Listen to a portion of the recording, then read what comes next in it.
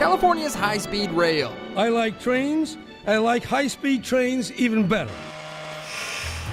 A $64 billion project backed by Governor Brown and passed by voters in 2008. And build it we will. America's first high-speed rail system.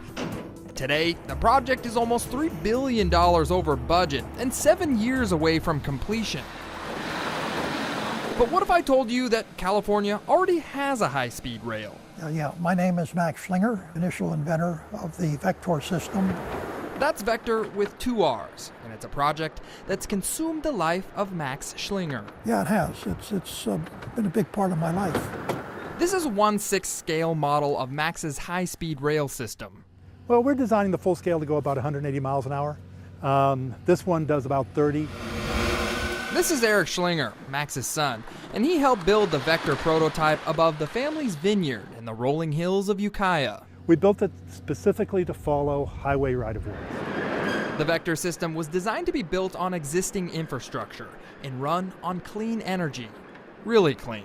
What do you have all these vacuums for? You guys got a big mess in here or something? Or? Those vacuums will run this train down the track. It weighs probably about 1,200 pounds or so.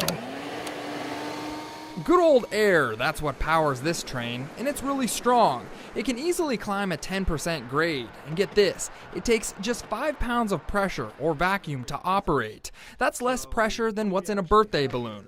Here's how it works. A piston that actually traverses inside this tube.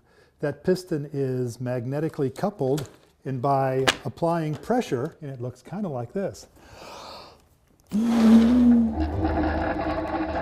Now, this may remind you of Elon Musk's Hyperloop, but actually, the Vector system is modeled off an 18th century air train that was built by a British engineer named I.K. Brunel. In fact, initially we tried to do the same thing they did.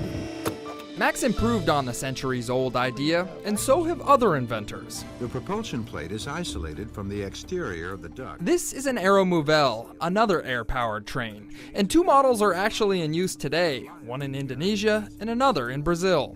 The idea was to come up with a transportation system that can be implemented now, not something that takes 30 years or 40 years. The air-powered Vector has proven to work. The next step is a full-scale model in an urban area. But there's just one problem. I think the one thing we didn't foresee is the fact that transportation and trains are very, very political. Even after he built an affordable working model, Max says few people are looking at his idea, and he can't seem to catch the attention of the California High-Speed Rail Commission or the governor. If you had Governor Jerry Brown here today, what would you say to him? I'd say you ought to consider it. You know, I really would. Like any big project, there are obstacles. Well, Governor Brown, I guess you can consider this your invitation.